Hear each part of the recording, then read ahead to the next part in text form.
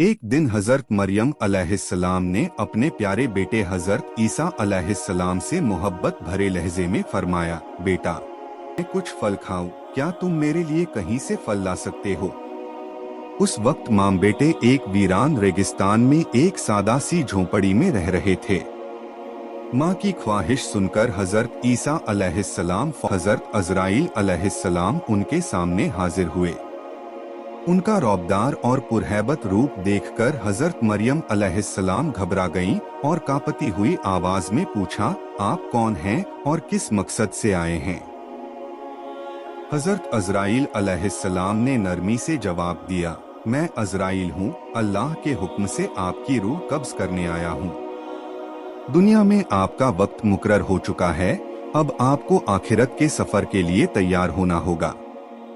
यह सुनकर हजरत मरियम अलैहिस्सलाम का दिल गम से भर गया। उन्होंने बड़ी आजिजी से अर्ज किया, ऐ मलकुल मौत, मुझे थोड़ी सी मोहलत दे दीजिए, मैंने अपने जिगर के टुकड़े को फल लाने भेजा है, वो थोड़ी ही देर में लौट आएगा। मैं सिर्फ एक बार उसे देखना चाहती हूँ, उसे विदा कहना चाहती हूँ और जाते जाते कुछ नसीहत करना चाहती हूँ। मन से अभी और इसी वक्त आपकी रूह कब्ज करनी है। यह सुनकर हजरत मरियम अलैहिस्सलाम ने गहरी सांस ली और बोली, मैं मौत से नहीं डरती और ना ही अल्लाह के हुक्म की नाफरमानी करने वाली हूँ।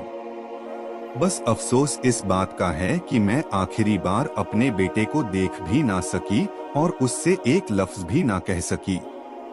खैर, तो समझे कि वो आराम कर रही हैं, इसलिए उन्हें तंग न किया। मगर जब काफी देर तक कोई हरकत ना हुई तो उन्होंने माँ को हिलाया। तभी यह हकीकत सामने आई कि उनकी प्यारी माँ इस फानी दुनिया से रुखसत हो चुकी हैं। अपनी माँ की अचानक मौत देखकर हजरत ईसा अलैहिस्सलाम के दिल पर गम का पहाड़ टूट पड़ा। वो फूट फूट कर रोने लगे। उनकी सिसकियों से फिजा गमगीन हो गई। परिंदे और जानवर तक बेचैन हो उठे। मेरी वालिदा का इंतकाल हो गया है, क्या आप उनकी तदफीन में मेरी मदद करेंगे? उन लोगों ने जवाब दिया, ऐ अल्लाह के नबी, हम असल में इंसान नहीं बल्कि अल्लाह के भेजे हुए फरिश्ते हैं।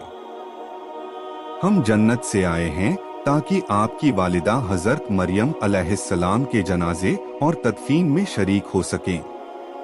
हम उनके कफन, अत्तर और तमाम ज़रूरी सामान साथ लाए हैं।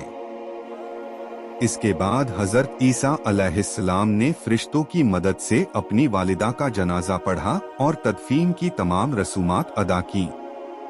फिर वो बैतुल मुक़द्दस की तरफ रवाना हो गए। इसी दौरान अल्लाह रब्बुल आलमीन की तरफ से उनके पास वही नाजिल हुई। उन्हें नई शरीयत और इंजील मुक़द्दस अता की गई।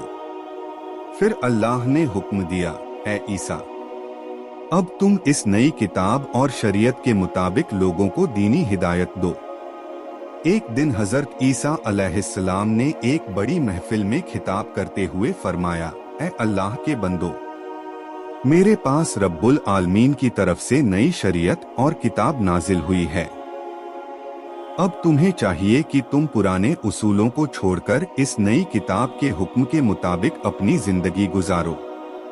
उनकी ये बात सुनकर यहूदी और बनी इस्राइल के लोग शदीद गुस्से में आ गए।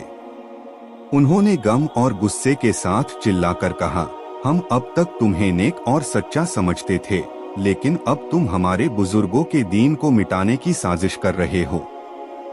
हजरत ईसा अलैहिस्सलाम ने बहुत इत्मीनान से जवाब दिया, तुम्हारी धमकियों से मुझे कोई डर नहीं।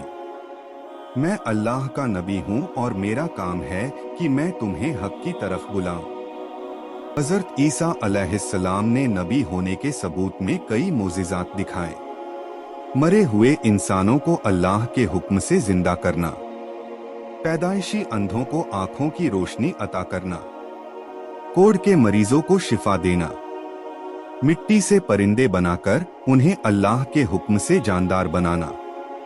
इन मोजिज़ात को देखकर बहुत से लोग ईमान ले आए, लेकिन कुछ जिद्दी और बदनसीब लोग बगावत पर आमादा रहे। हजरत ईसा अलैहिस्सलाम के सच्चे मानने वाले मोमिन बनी इसराइली सामने आए और बोले, तुमने पहले हजरत ज़करिया और हजरत याह्या को कत्ल किया और अब हजरत ईसा को भी मारना चाहते हो। ये बहुत संगीन गुनाह होगा। बाज आओ। एक दिन हजरत ईसा अलैहिस्सलाम एक महफिल में तशरीफ लाए और फरमाया, अल्लाह ताला ने हजरत मूसा की उम्मत के लिए शनिवार को इबादत का दिन मुकर्रर किया था, लेकिन मुझे हुक्म मिला है कि मेरी उम्मत इतवार के दिन इबादत करे। उस दिन दुनिया के कामों से अलग होकर तिलावत, दावत हक और नेकियों की दावत दो। फिर फरमाया, ए बनी इसराइल, मैं तुम्हें एक बड़ी खुशखबरी देना चाहता हूँ। मेरे बाद एक अजीम नबी तशरीफ लाएंगे जिनका नाम हजरत मोहम्मद सल्लल्लाहु अलैहि वसल्लम होगा। वो सबसे आखिरी और अफजल नबी होंगे। अगर तुम में से कोई उन्हें पाए तो फौरन ईमान लाए और उनके दीन को कबूल करे। वो नबी अल्लाह के सबसे प्यारे हैं। उनके लिए अल्लाह ने अल कुरान नाजिल फरमाया है। जो उस किताब की तिलावत करेगा और उस पर अमल करेगा, वो अल्लाह के नजदीक अफजल लोगों में से होगा। हजरत ईसा अलैहिस्सलाम ने रोते हुए कहा, काश मैं उनकी उम्मत में होता, ये मेरी सबसे बड़ी खुशकिस्मती होती।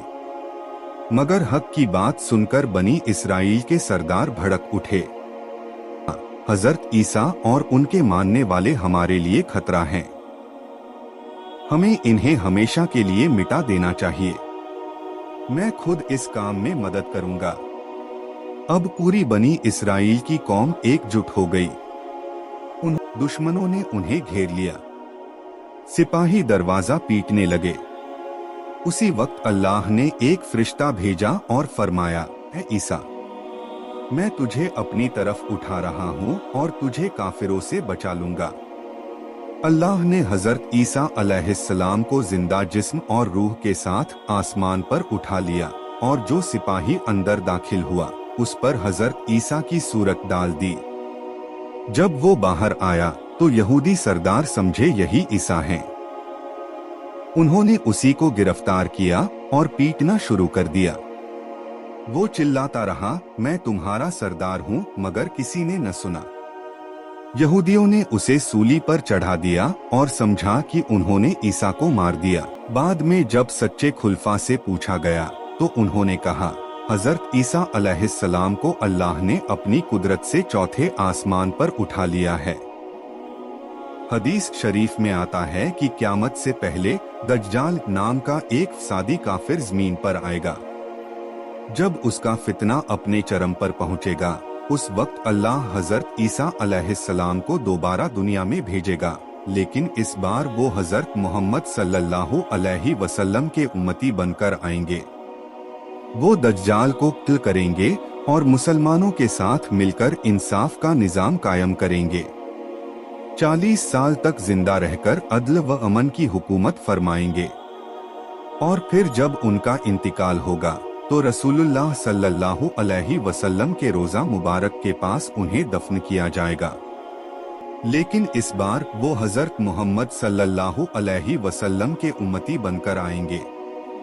वो मदीना मुनव्वरा नहीं बल्कि दमिश्क, शाम के एक सफेद मीनार वाले मस्जिद पर नुज़ूल फरमाएंगे। उनके साथ 2 फरिश्ते होंगे जो उन्हें आसमान से उतारकर जमीन पर लाएंगे। नहीं, तुम ही इमाम हो इस उम्मत के, मुझे नहीं, तुम्हें ही नमाज पढ़ानी चाहिए। और इस तरह हजरत ईसा बतौर उम्मती नमाज में शामिल होंगे। ये अल्लाह की तरफ से उम्मत मुहम्मदिया को अजीम शरफ बख्शने का वाक़या होगा। जैसे ही दज्जाल की नजर ईसा पर पड़ेगी, वो पिघलने लगेगा जैसे नमक पानी में पिघलता है। हजरत ईसा उसके पास जाकर उसे एक ज़रबा वार से कत्ल कर देंगे। इसी से दज्जाल का फितना हमेशा के लिए मिट जाएगा। जब दुनिया के लोग देखेंगे कि दज्जाल मर चुका है तो बहुत से लोग तौबा करेंगे, ईमान लाएंगे और अल्लाह की तरफ रुजू करेंगे। हजरत ईसा की हुकूमत। इसके बाद हजरत ईसा अलैहिस्सलाम दुनिया में तकरीबन 40 साल तक जिंदा रहेंगे। इस दौरान वो अल्लाह का दीन फैलाएंगे। कोई गरीब नहीं रहेगा, कोई जालिम नहीं होगा और कोई भूखा नहीं सोएगा। ये सब हजरत ईसा अलैहिस्सलाम की रहमत, तालीमात और हक का असर होगा। हजरत ईसा का इंतकाल और दफन।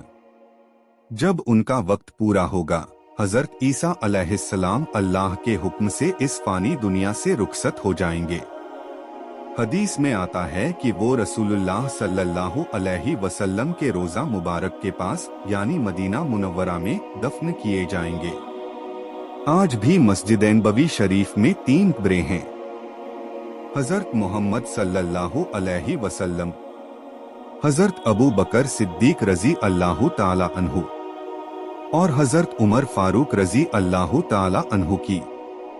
चौथी जगह आज भी खाली है। यही वो मुक़द्दस जगह है जहां हजरत ईसा को क़यामत से क़ब्ल दफन किया जाएगा। अंतिम नसीहत। प्यारे भाइयों और बहनों, जो अल्लाह के लिए खड़ा होता है, अल्लाह उसके लिए आसमानों के रास्ते खोल देता है। और यह भी कि आखिरकार हक की जीत और गलत की हार यकीनी है।